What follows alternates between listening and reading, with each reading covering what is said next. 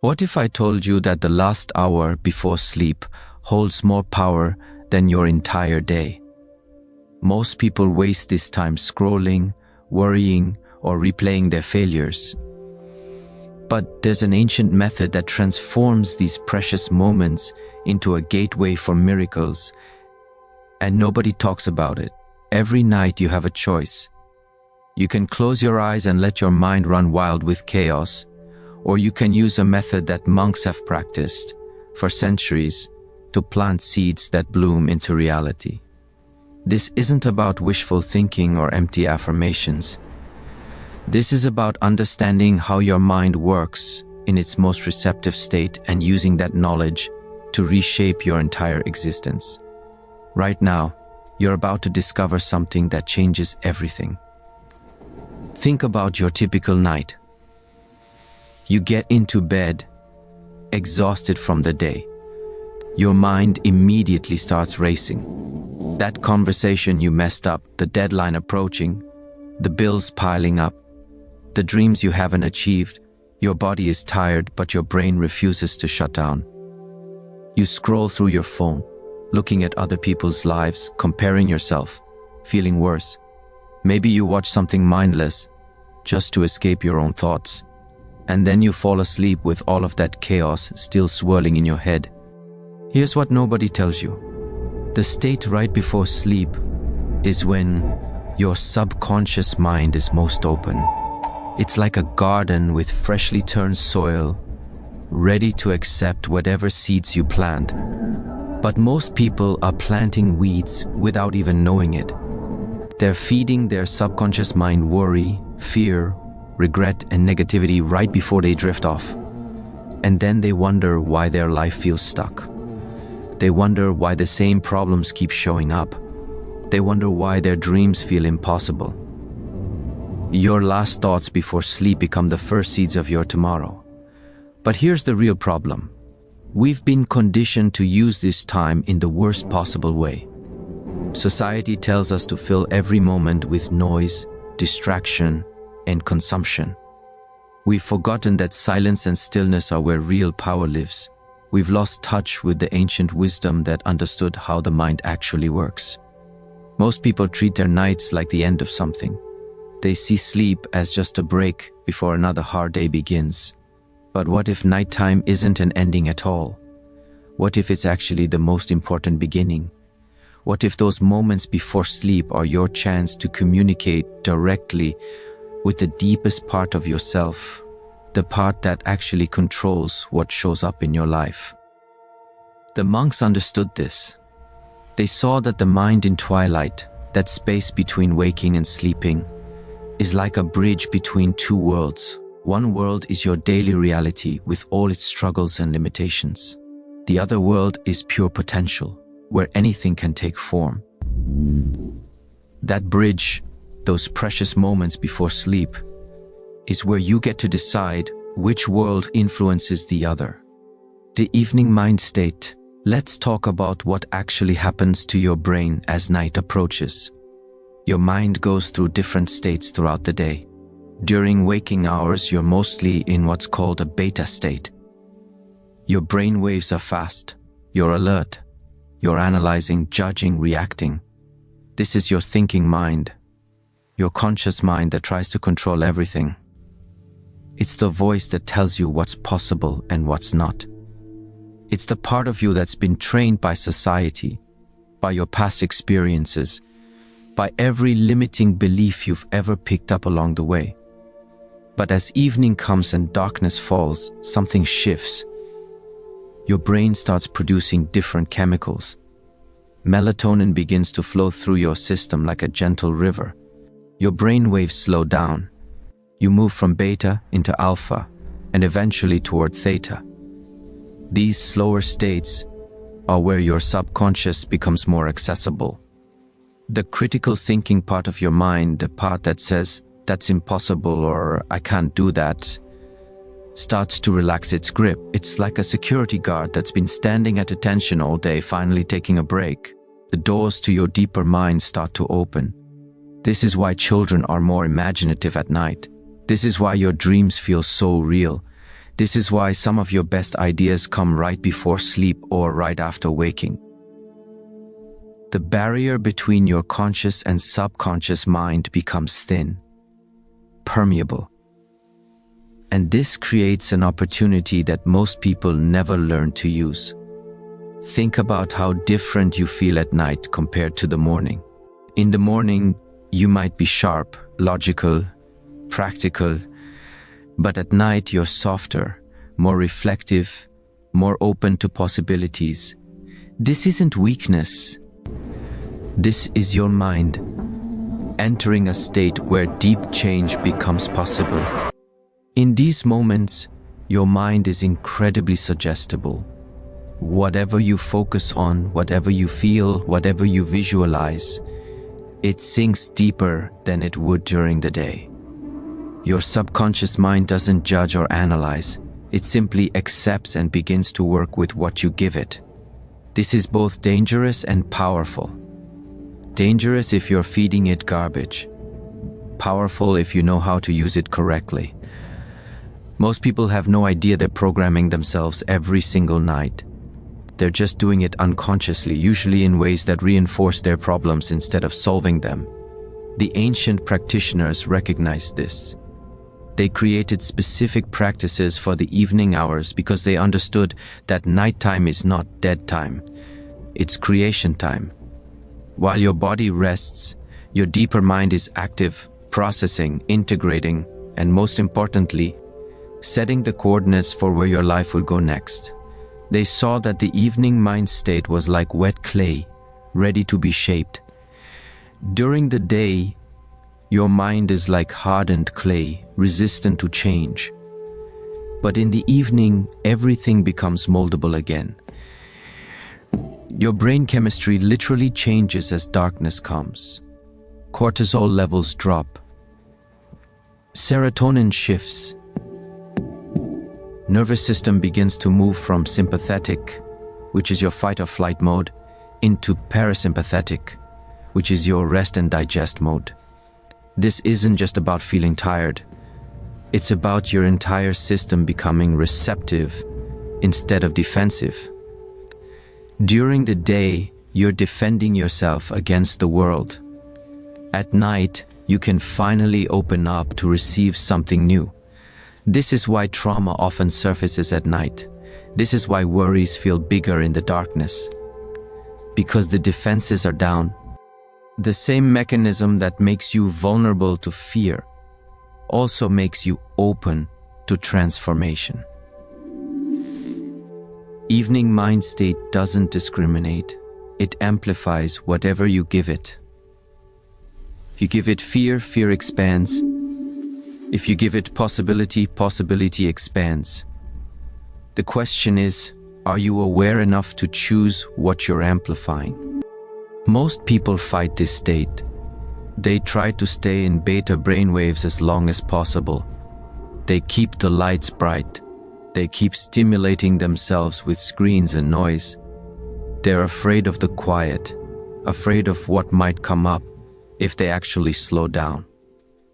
But in fighting this natural transition, they're fighting against one of the most powerful tools available for reshaping their life. The evening mind state is a gift. It's a daily opportunity to reset, to reprogram, to plant new seeds in the garden of your consciousness. When you understand this, when you really get that your brain is literally in a different operating mode at night, you stop treating your evenings carelessly. You stop scrolling mindlessly. You stop filling your head with other people's problems right before sleep. You start to see that last hour before bed as the most important hour of your entire day. Because what you do in that hour, when your mind is soft and open and suggestible, determines what your subconscious mind works on all night long. And what your subconscious works on at night shapes what shows up in your life during the day. It's a loop. And you can either use this loop unconsciously and stay stuck, or you can use it intentionally and transform everything. The power of the twilight hour. There's a specific window of time that holds maximum power. It's not when you first get into bed. It's not in the middle of the night. It's that hour right before you intend to sleep. Some call it the twilight hour. That time when you're still conscious, but your mind is already beginning to shift into that deeper state. You're standing on the threshold between two worlds. One foot in your waking reality, one foot in the realm of dreams and deeper consciousness. And this position, this in-between place is where magic happens. During this hour, you have the ability to program your subconscious mind with almost no resistance. Think of it like this. During the day, trying to change your beliefs or manifest something new is like swimming against a current. Your conscious mind fights you. Your old patterns resist. Your doubts speak loudly. Every time you try to imagine something better, a voice in your head says, "Yeah, right," or "That's not realistic," or "People like you don't get things like that." But during the twilight hour, the current reverses. Everything flows in the direction of acceptance and integration. That critical voice gets quieter. Those defenses come down. And suddenly, new ideas, new feelings, new possibilities can slip past the guard and plant themselves deep in your subconscious mind. This is when visualization becomes 10 times more powerful. This is when affirmations actually work, instead of just feeling like you're lying to yourself. This is when you can plant an intention and have it take root in the deepest soil of your being. But you have to approach this time with intention. You have to treat it as sacred. You have to protect it from the usual noise and chaos, because the same doorway that lets in transformation also lets in poison. If you spend this hour consuming fear, violence, negativity, or stress, all of that sinks deep too. And your subconscious doesn't know the difference between what's real and what's imagined. It just takes what you give it and says, "Okay, this must be important. Let me make more of this." Most people waste this golden hour. They watch the news and fill their minds with fear. They argue with people online. They watch violent or disturbing content. They stress about tomorrow.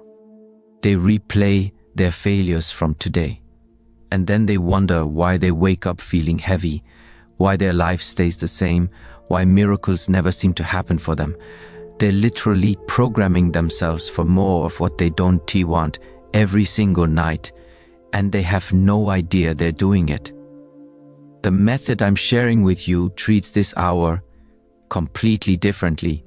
It recognizes that what you do in this time is more important than almost anything else you do all day, because this is when you're speaking directly to the part of you that creates your reality. This is when you're setting the frequency you'll vibrate at while you sleep. And that frequency determines what you attract, what opportunities you notice, what actions you feel inspired to take. Think about a radio. If you set it to a certain station before you walk away, that's the station that keeps playing. Your twilight hour is when you set your internal radio station. And whatever station you set is what plays all night long in your subconscious mind. The twilight hour is powerful because you're still conscious enough to be intentional but relaxed enough to bypass your usual resistance.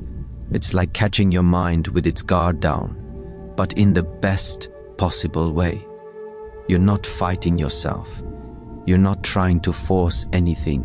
You're simply taking advantage of a natural state that your brain enters every single night anyway. You're just choosing to use it consciously instead of letting it run on autopilot. This is what separates people who transform their lives from people who stay stuck. It's not that successful people have more willpower or better circumstances. It's that they've learned to work with their mind instead of against it. They've learned that there are certain times when the mind is more open to change, and they use those times wisely. The twilight hour is the most accessible of these times. It happens every single day. You don't need any special skills or tools. You just need to understand what's happening and choose to participate in it consciously. When you protect this hour, when you make it sacred, when you use it to plant seeds of what you actually want instead of reinforcing what you fear, everything starts to shift. Not overnight, not magically, but steadily, consistently, because you're working with the natural rhythms of your own consciousness. You're planting seeds in fertile ground every night, and those seeds grow while you sleep, taking root deeper and deeper until one day you wake up and realize your entire inner landscape has changed. And when your inner landscape changes, your outer world has no choice but to follow, clearing the mental space. Before you can plant anything new, you have to clear the ground. This is where most people fail. They try to force positive thoughts on top of negative ones. They try to visualize success while their mind is still cluttered with stress. It doesn't work. You can't build a temple on top of garbage. You can't grow a garden in soil that's full of rocks and weeds. And you can't reprogram your subconscious mind when it's still running old programs at full volume. First, you have to create space. You have to clear out what's already there, not by fighting it or suppressing it, but by acknowledging it and letting it go. The first step of the night method is clearing. And clearing doesn't mean suppressing or ignoring. It means acknowledging and releasing. Here's how this works in practice. When you begin your twilight hour, you sit quietly, not lying down yet because you don't want to fall asleep too quickly. Just sit, close your eyes if that helps, and you simply observe what's in your mind. Don't judge it, don't try to change it yet, just notice. What thoughts are spinning? What emotions are present? What tension is in your body? You're not trying to fix anything in this moment.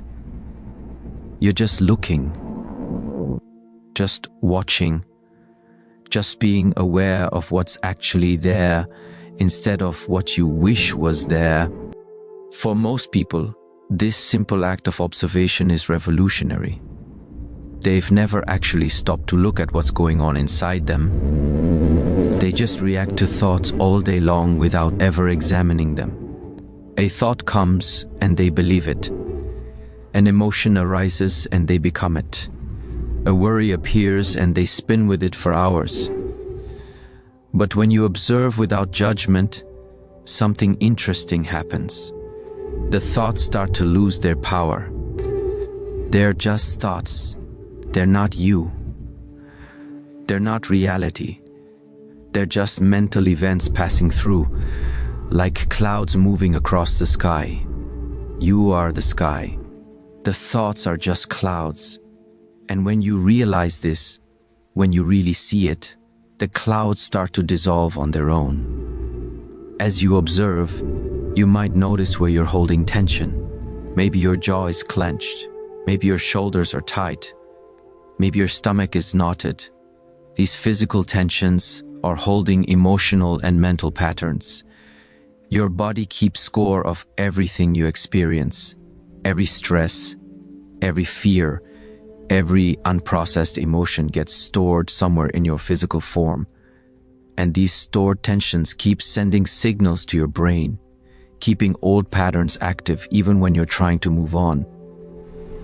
So you breathe into them, slowly, deeply, not forcing anything, just bringing awareness and breath to where you're contracted. With each exhale, you imagine releasing. You're not trying to solve problems right now. You're not trying to figure anything out. You're just letting go of the day. All the interactions, all the decisions, all the concerns. You're putting them down like heavy bags you've been carrying. You can pick them up again tomorrow if you need to. But right now, in this hour, you're creating empty space. You're making room for something new, because your mind has limited capacity. If it's full of old stuff, there's no room for new stuff. If it's cluttered with today's problems, there's no space for tomorrow's solutions.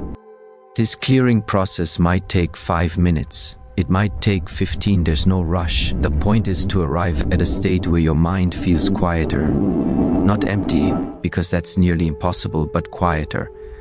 Less noisy, more spacious.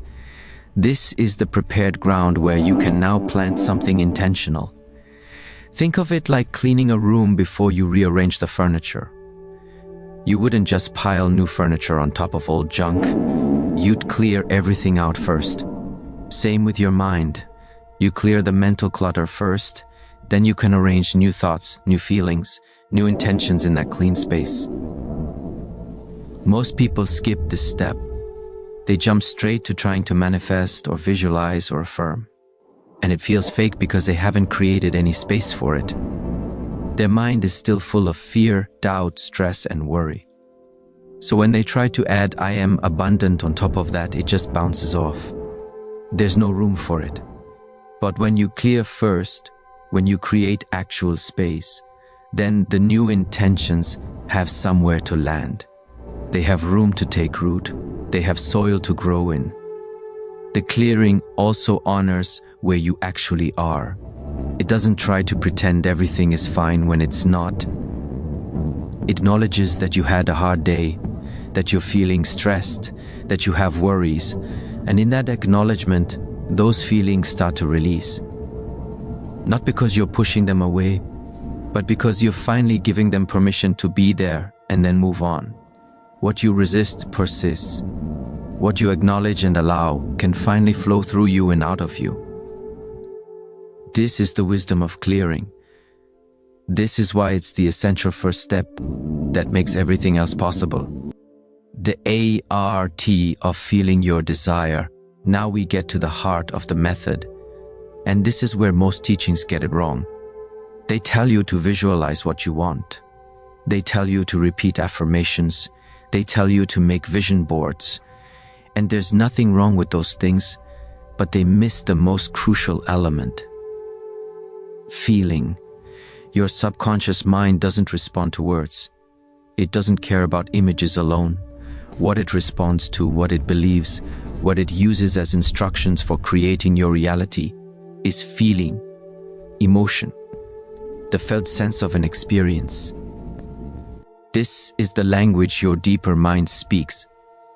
So during your twilight hour, after you've cleared space, you don't just think about what you want. You don't just picture it. You feel it as if it's already real. This requires imagination, but not the kind of imagination that feels fake or forced. It's the kind of imagination that children have, where pretend becomes real because they fully commit to the feeling. When a child plays, they don't halfway believe they're a superhero or a princess. They completely become it. Their body feels it. Their emotions match it. They're not acting, they're being. And that's the level of commitment you need to bring to this practice. Let's say you want to manifest financial abundance. Most people would visualize money in their bank account. They'd repeat, "I am wealthy," while feeling broke. That doesn't work because there's no emotional alignment. Instead, you would close your eyes and ask yourself, how would I feel if money was no longer a concern? How would my body feel? How would I move through my day? And then you let yourself feel that. Maybe it's a sense of lightness. Maybe it's confidence. Maybe it's peace. Maybe it's freedom. You don't worry about whether you have the money yet. You just give yourself permission to feel the way you'd feel if you did. You breathe into that feeling. You let it expand through your body. You savor it like you're already living it. This isn't lying to yourself. This is understanding that feelings create thoughts. Thoughts create beliefs, and beliefs create actions. When you practice feeling abundant before sleep, you're rewiring your nervous system. You're teaching your subconscious mind that abundance is safe, it's normal, it's your natural state. And your mind will start looking for ways to make that feeling permanent by creating the external circumstances that match it. Because here's what most people don't understand. Your mind doesn't distinguish between a real experience and a vividly imagined one. When you feel something deeply, when you really commit to the emotion, your brain starts firing the same neural pathways it would fire if the experience was actually happening. The same applies to anything you want to manifest: health, relationships, inner peace, success. You don't focus on the lack of it. You don't focus on how far away it seems. You focus on the feeling of already having it. And you do this right before sleep, when your subconscious mind is most receptive, most ready to accept this new instruction as truth. If you want health, you don't visualize being sick and then getting better. You feel what it's like to wake up energized. You feel what it's like to move through your day with strength and vitality. You feel the confidence that comes with being in a body that works well. If you want a relationship, you don't focus on being lonely. You feel what it's like to be loved. You feel what it's like to have someone understand you. You feel the warmth of connection, the security of being seen and valued. You let that feeling fill your chest. You let it spread through your whole body. And you don't attach it to a specific person or a specific outcome. You just practice the feeling itself. Because when you become familiar with that feeling, when it becomes a normal part of your inner world, your outer world will reorganize itself to match it. This is the secret that most manifestation teachings miss. They focus on the what. What do you want? What does it look like? What are the details? But your subconscious doesn't care about details. It cares about states. It cares about how things feel. When you give it a feeling state to work with, it's incredibly creative in finding ways to generate that state in your physical reality. But when you just give it pictures or words without emotion, it has nothing to work with. Words and images without feeling are like seeds without water. They can't grow.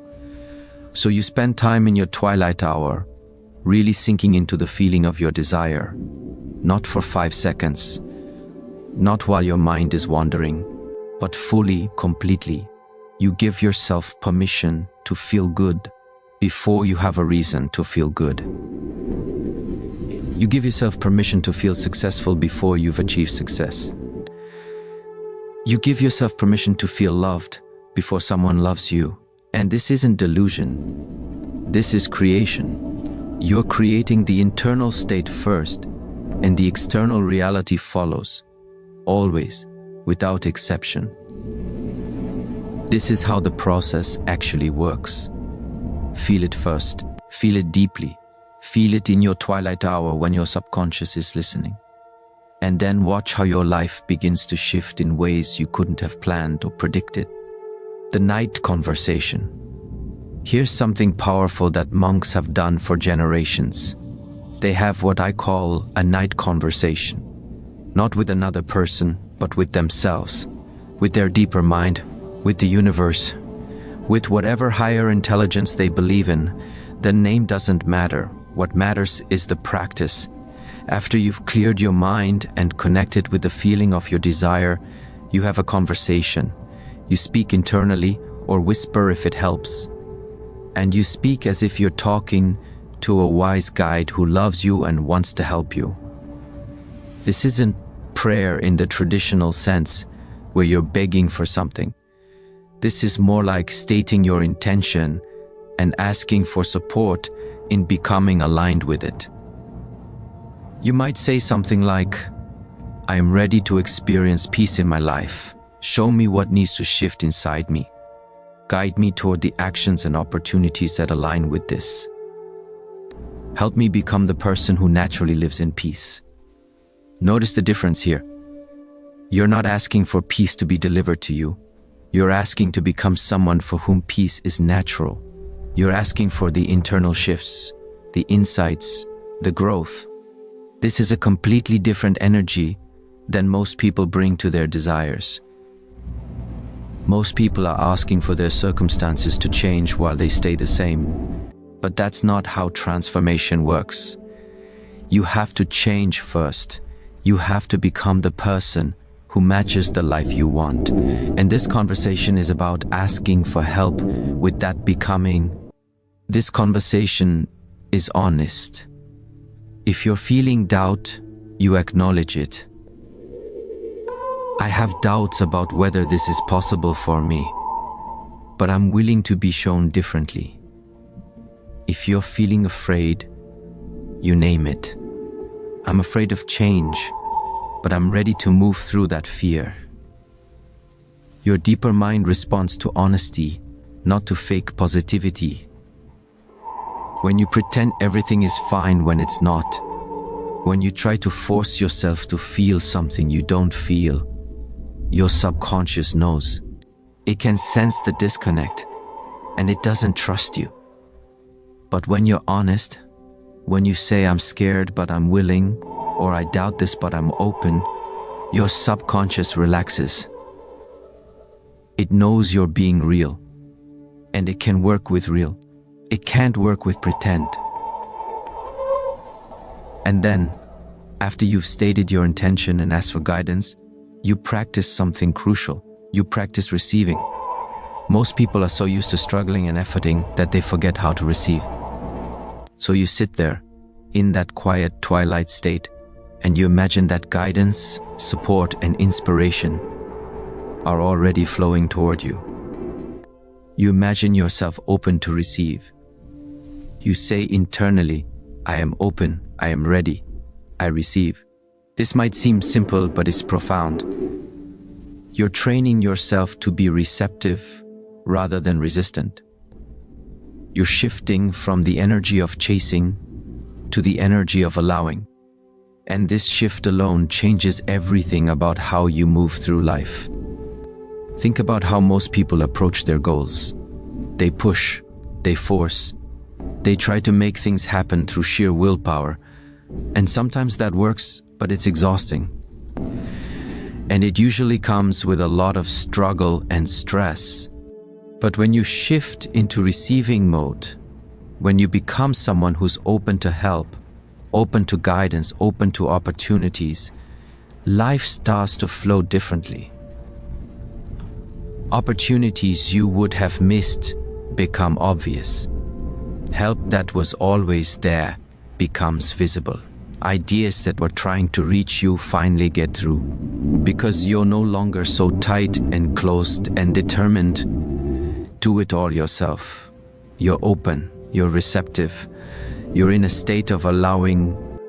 The night conversation also creates a relationship with your deeper self. Most people are completely disconnected from their inner wisdom. They live entirely in their thinking mind, their surface mind, their reactive mind. They never check in with the deeper intelligence that lives inside them.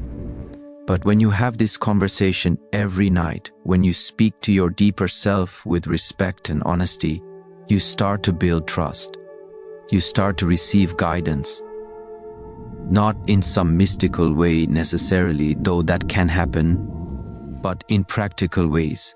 You wake up with clarity about a decision.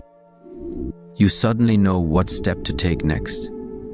You feel drawn towards something that turns out to be exactly what you needed. This guidance is always available. But most people are too busy, too noisy, too cluttered to hear it. The night conversation creates space for that guidance to come through.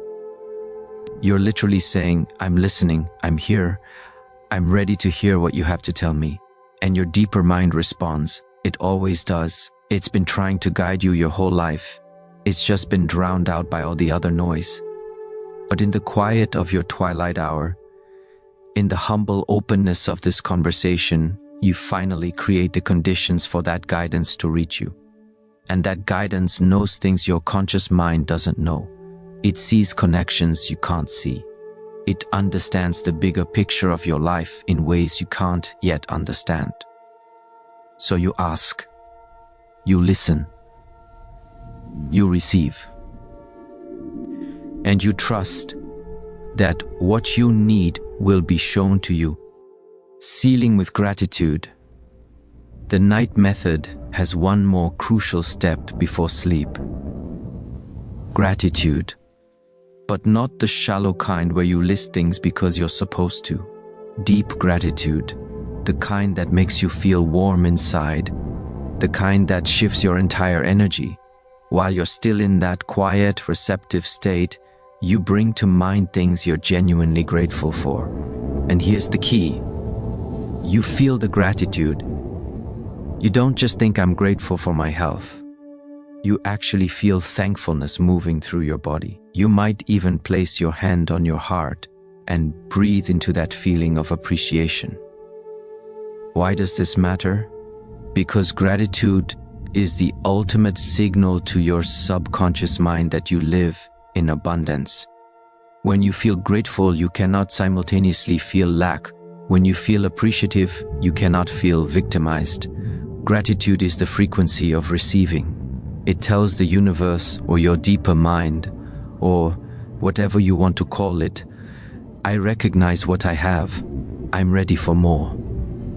This isn't some spiritual concept that sounds nice but doesn't do anything. This is practical psychology.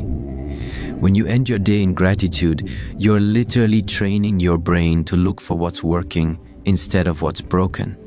You're teaching your nervous system that life is supporting you, not attacking you. You can be grateful for simple things. The bed you're lying in, the fact that you're breathing, a moment of kindness someone showed you today, something beautiful you witnessed. It doesn't have to be big, it just has to be genuine. And as you sit with this gratitude, you let it be the last emotion you strongly feel before you sleep. Because here's what happens. When you feel grateful, your body releases different chemicals than when you feel stressed or afraid or worried. Gratitude triggers the release of dopamine and serotonin. These are the same chemicals that make you feel good when something wonderful happens. But you don't need something wonderful to happen to feel them. You can generate them yourself through genuine appreciation. This seals everything you've done during your twilight hour. You've cleared the space. You've connected with the feeling of your desire. You've had an honest conversation with your deeper mind. And now you're ending in gratitude, which is the emotional signature of manifestation. This combination is what the monks understood. This sequence is what creates miracles.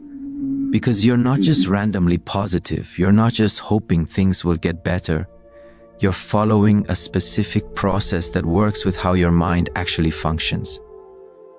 Clear the old, plant the new, seal it with gratitude. This is the formula. When you finally lie down to sleep, you don't scroll your phone, you don't watch anything, you don't start thinking about problems again. You simply rest in that state of gratitude and allow yourself to drift off. Your last conscious moments are peaceful, intentional, and aligned. And your subconscious mind takes those instructions into the sleep state where it can work without interference from your analytical mind. While you sleep, your deeper mind is processing everything you gave it during your twilight hour. It's integrating the feelings you practiced. It's working on the intentions you set. It's responding to the conversation you had. And it's doing all of this from a foundation of gratitude, which means it's working from abundance rather than lack. Most people go to sleep in a state of stress, worry, or numbness. And then they wonder why they wake up feeling the same way. But when you go to sleep in gratitude, you wake up differently. You might not notice it the first night or even the first week. But over time, you'll start to see that you wake up with more energy, more clarity, more optimism. Because you're not carrying yesterday's stress into today. You're not starting each day from a deficit. You're starting from fullness, from appreciation, from abundance. Gratitude also keeps you humble. When you recognize what you already have, when you appreciate the good that's already in your life, stay grounded. You don't become one of those people who's always chasing the next thing, never satisfied, never present. You become someone who can hold both. Someone who's grateful for what is, while also moving toward what could be. Someone who appreciates the journey instead of only caring about the destination. And this balance is what makes the whole process sustainable. Because manifestation isn't a one-time thing. It's not about getting one thing you want and then you're done. It's about becoming someone who knows how to create, who knows how to work with their mind, who knows how to stay aligned with what matters. And gratitude is the foundation of that way of being. So you end your twilight hour in gratitude every single night. Not because someone told you to, not because it's a rule, but because you've experienced what it does. You've felt how it shifts your energy. You've noticed how it changes what shows up in your life.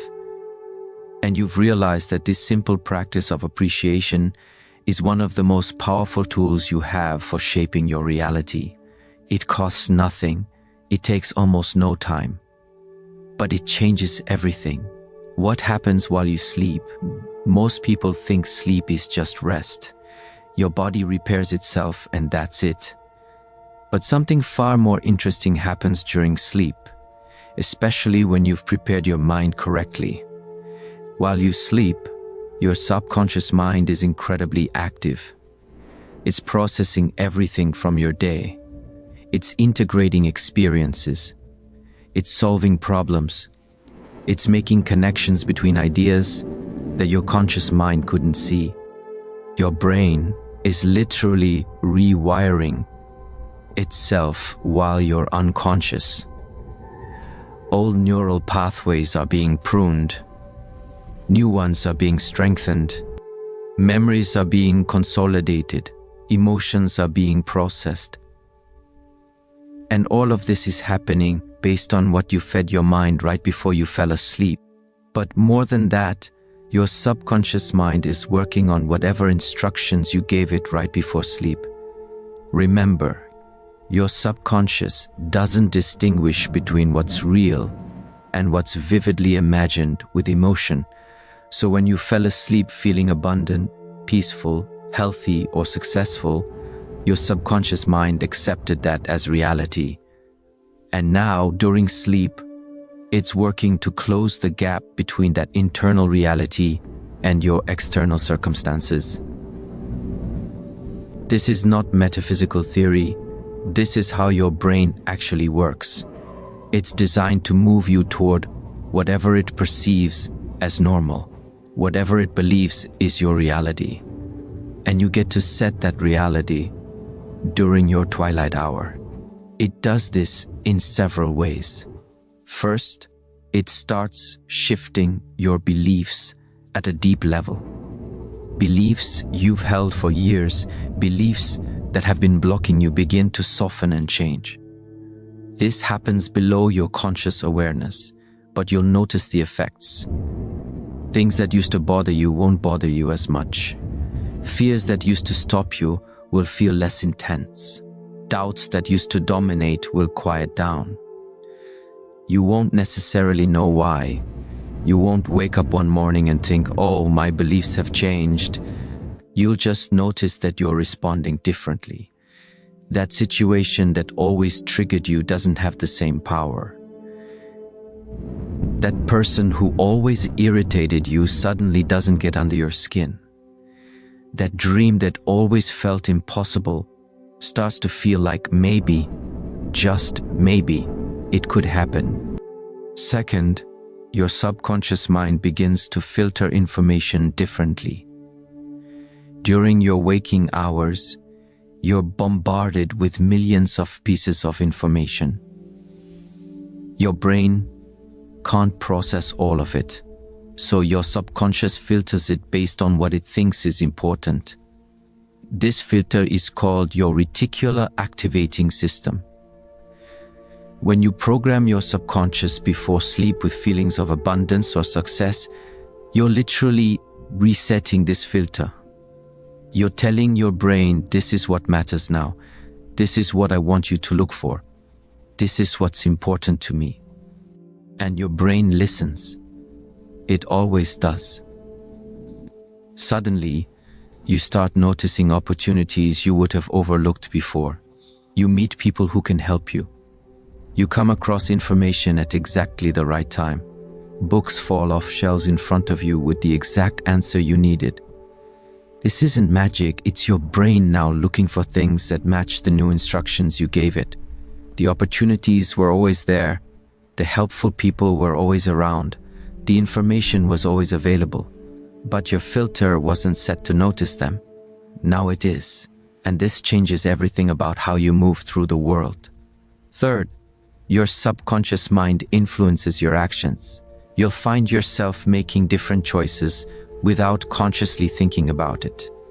You'll feel inspired to reach out to someone. You'll get an idea for a solution you couldn't see before. You'll feel motivated to take action on something you've been avoiding. This is your deeper mind, aligning your behavior with the reality you programmed before sleep. It's not that you're forcing yourself to do things you don't want to do. It's that you genuinely feel different impulses, different desires, different motivations, because your internal reality has shifted and your actions naturally follow. And here's what makes the night method so powerful. You're doing this every single night. Each night, you're reinforcing these new instructions. You're deepening these new feelings. You're strengthening these new beliefs. It's like compound interest for your consciousness. The effects might seem small at first, but they build on each other night after night until suddenly your entire life has shifted. Think about it. If you improve just 1% each night, if you shift your internal reality just slightly in the direction you want to go, within a few months, you're a completely different person. Not because you forced yourself to change, but because you worked with your mind's natural processes instead of against them. While you sleep, transformation is happening. Real transformation. Not the kind where you just think differently for a few minutes, then go back to normal, but the kind where your entire operating system is being upgraded. Your beliefs are changing, your filter is adjusting, your impulses are aligning, and you're not doing any of this consciously. You're sleeping. Your conscious mind is offline. And that's exactly when the deepest work can happen. Because there's no resistance, no doubt, no fear. Just your subconscious mind following the instructions you gave it, working tirelessly all night long to make your internal reality match your external world. Morning integration and the continuous loop. The night method doesn't end when you wake up. In fact, the morning is just as important because it completes the loop. The way you start your day determines whether you maintain the frequency you set the night before, or whether you crash back into old patterns. Most people completely waste the power of their morning by immediately diving back into stress, distraction, and other people's agendas.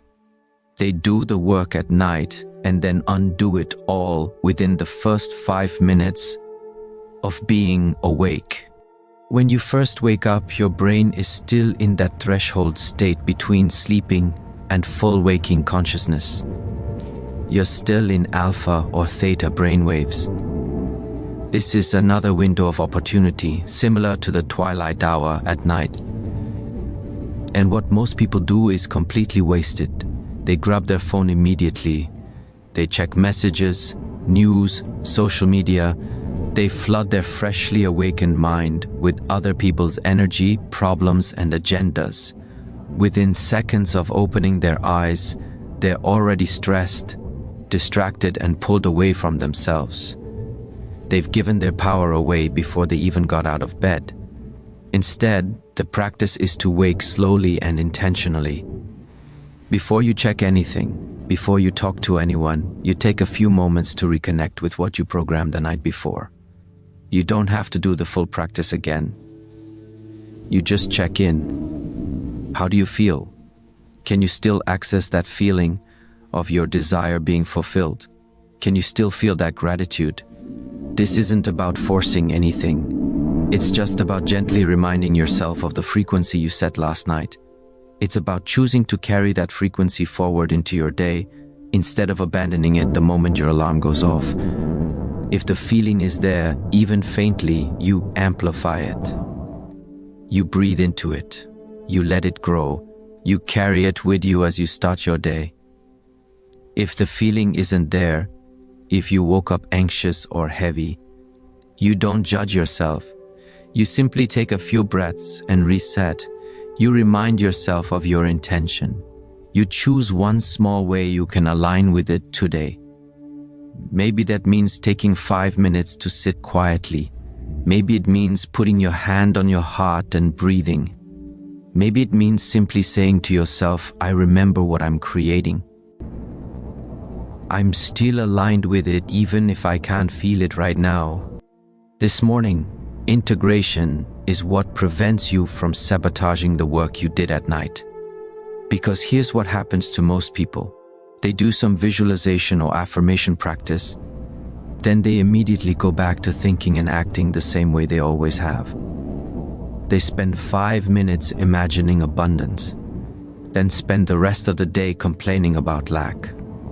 They feel peaceful for a moment, then dive right back into chaos. They set an intention at night and completely forget about it by noon the next day. And then they wonder why nothing changes.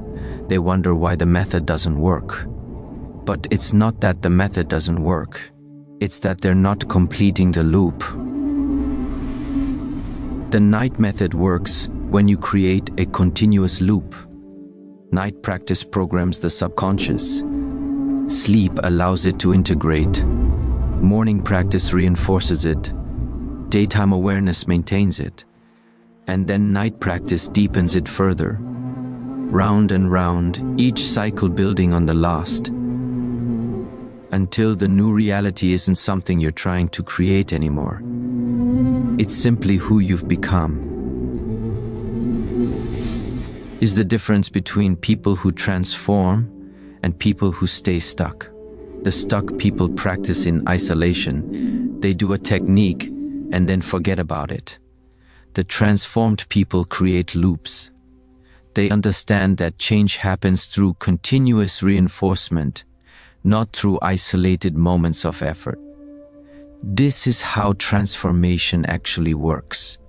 Not through one big dramatic moment, but through consistent daily practice that reshapes you from the inside out. The monks who developed these practices weren't looking for quick fixes. They were playing the long game. They understood that real change happens in the quiet moments, in the consistent efforts, in the daily choice to align with something higher than your current circumstances. They knew that you don't become a different person through one powerful experience. You become a different person through thousands of small choices that all point in the same direction. And here's the beautiful thing. Once you establish this loop, once you make it a natural part of your rhythm, it stops feeling like work. It becomes who you are. You naturally protect your twilight hour because you know how valuable it is. You naturally wake with intention because you've trained yourself to do that. You naturally check in with yourself throughout the day because you're no longer willing to abandon yourself for hours at a time. The loop becomes self-sustaining. And that's when miracles stop being rare accidents and start being your normal experience. So you wake up tomorrow morning and you have a choice. You can grab your phone and give your power away immediately. Or you can take 60 seconds to reconnect with what you planted last night. You can check in with yourself before you check in with the world. You can choose to complete the loop instead of breaking it. And if you make that choice every morning, if you maintain the frequency you set at night, your life will transform in ways you cannot currently imagine. Not because you're special, not because you got lucky, but because you learned to work with your mind instead of against it. Because you created a continuous loop of intention, practice, integration, and reinforcement. Because you understood that transformation is not an event, it's a process. And you committed to that process fully. So let's bring this all together. The secret night method that creates miracles isn't complicated, but it requires something most people won't give. Consistency, intention, and a willingness to treat your inner world as more important than your outer distractions. Every night you have a choice about what you plant in the garden of your subconscious mind. You can plant the same weeds of worry, fear, and negativity that have been growing there for years. Or you can use the twilight hour to plant something new. Something that actually serves your growth and your dreams. The method is simple. Clear your mind through observation and release. Connect with the feeling of your desire as if it's already real. Have an honest conversation with your deepest self about what you're ready to become. Seal it all with genuine gratitude. Then sleep, allowing your subconscious to integrate these new instructions while your conscious mind rests. Wake up and reconnect with that feeling before the world floods in. Carry it through your day as best you can. And return to the practice each night, deepening it, refining it, allowing it to reshape you layer by layer. This is the path that ancient wisdom has always pointed to. This is how you work with your mind instead of against it. This is how miracles stop being rare accidents and start being natural results of alignment. The power was always inside you. The ability to transform your life was never outside you, waiting to be found. It was in these quiet moments before sleep that you are either using unconsciously to reinforce your limitations or could be using intentionally to create something new. Now you know. Now you have the method. What you do with it is up to you. Your next night is an opportunity, not tomorrow night, tonight. You don't need to wait for the perfect moment or the right circumstances. You start where you are, with what you have, using the simple practice that connects you to the deepest creative power available to any human being. The power of the prepared mind meeting the receptive state of twilight consciousness. Everything changes when you change what you do with your nights. Everything shifts when you stop wasting your most powerful hour and start using it with purpose. The monks knew this. Now you know it too. If this resonated with you, subscribe so you don't miss what's coming next.